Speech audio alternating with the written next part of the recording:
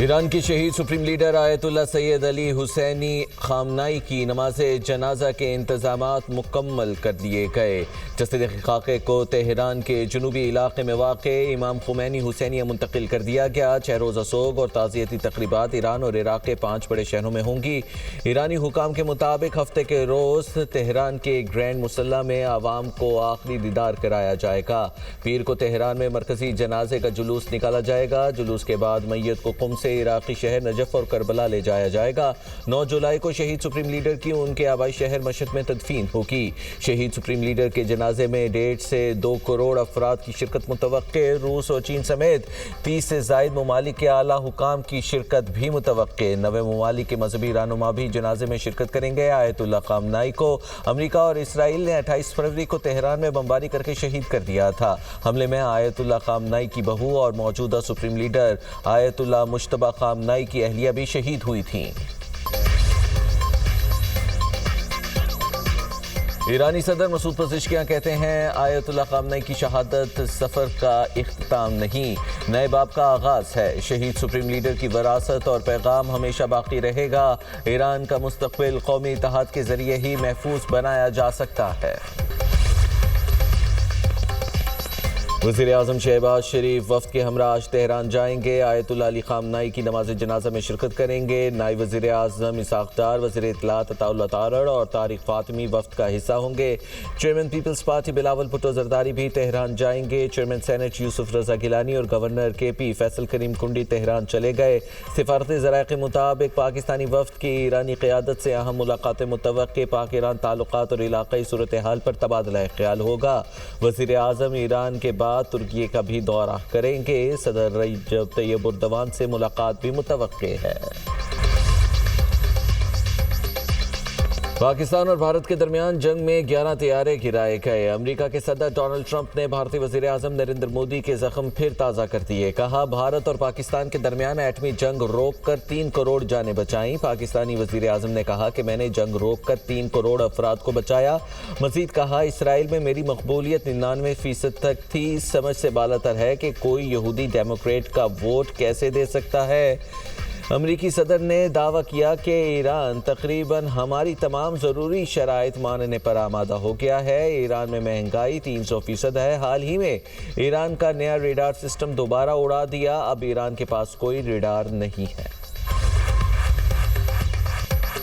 نائب وزیر اعظم اسحاق ڈار اور سعودی وزیر خارجہ فیصل بن فرحان کی ٹیلی فونک گفتگو۔ دوحہ میں ہونے والے حالیہ ثالثی مذاکرات پر تبادلہ خیال۔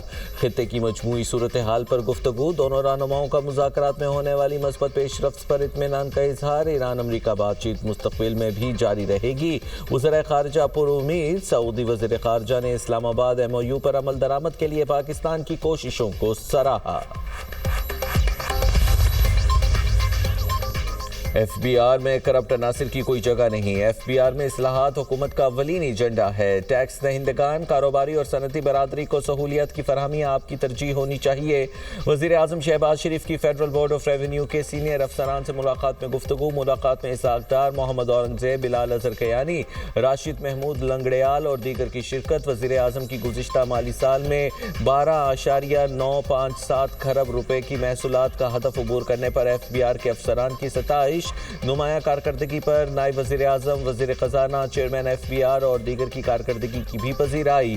فیلڈ مارشل سید عاصم منیر اور قانون نافذ کرنے والے اداروں کو اسمگلنگ کی روک تھام اور FBR افسران کو سیکیورٹی فراہم کرنے پر خراج تحسین۔ وفد نے FBR پر خصوصی توجہ مرکوز کرنے اور کارکردگی کو سراہنے پر وزیر اعظم کا شکریہ ادا کیا۔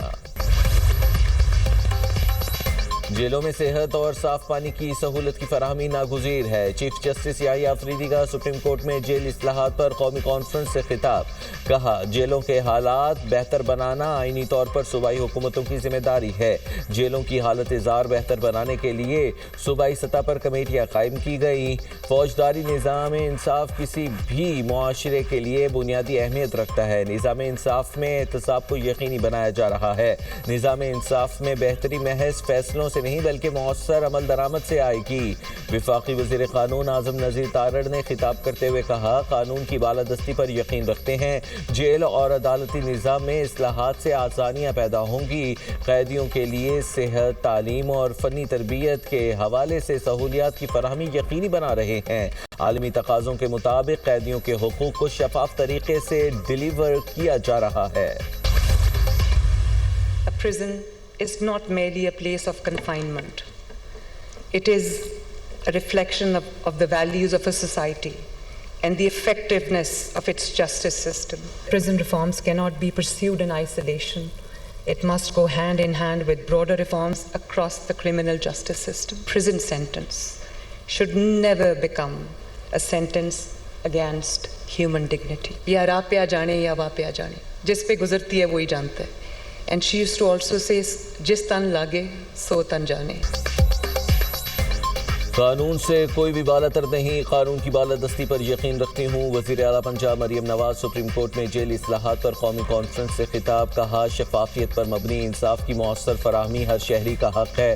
قیدیوں کے بنیادی انسانی حقوق کے تحفظ کے لیے اقدامات ناگزیر ہیں۔ جیل اصلاحات پر قومی کانفرنس میں شرکت باعث اعزاز ہے۔ وزیر اعلیٰ پنجاب کے خطاب سے قبل جیل اصلاحات سے متعلق ڈاکیومنٹری چلائی گئی۔ جیلوں میں قیدیوں کے لیے لائبریریاں قائم کی گئیں۔ وزیر اعلیٰ سندھ سید مراد علی شاہ کا جیل اصلاحات پر قومی کانفرنس سے خطاب، کہا قانون کا احترام سب پر لازم ہے۔ قانون کی بالادستی سے لوگوں کا عدالتوں پر اعتماد برقرار رہتا ہے۔ قانون کو اہمیت دینے والے ملک ترقی کی دوڑ میں کبھی پیچھے نہیں رہتے۔ وزیر اعلیٰ کے پی سہیل افریدی نے کہا، جیلوں کے نظام میں بہترین اصلاحات ناگزیر ہیں۔ ہم خیبر پختونخوا میں جیل اصلاحات کر رہے ہیں۔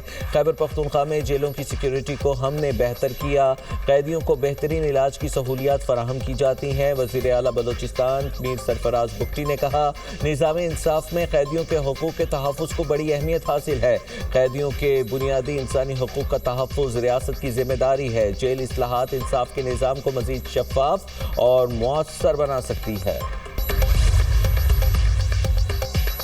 امریکہ اور مشرق وسطیٰ کے 12 ممالک کا آبنائے ہرمز میں بلا رکاوٹ تجارت جاری رکھنے کے لیے مشترکہ کوششوں پر اتفاق۔ امریکی سینٹرل کمانڈ کی زیر قیادت بحرین میں 12 ممالک کے فوجی سربراہان کا اجلاس۔ سعودی عرب، بحرین، مصر، اردن، کویت، لبنان، عمان، قطر، شام، متحدہ عرب امارات اور یمن کی شرکت۔ سیکیورٹی صورتحال پر غور اور دفاعی تعاون مزید مضبوط بنانے کے عزم کا اظہار۔ سینٹ کام کے کمانڈر ایڈمرل بریٹ کوپر نے کہا، امریکہ علاقائی سلامتی اور استحکام کے لیے خطے میں اپنے اتحادیوں کے ساتھ کھڑا ہے۔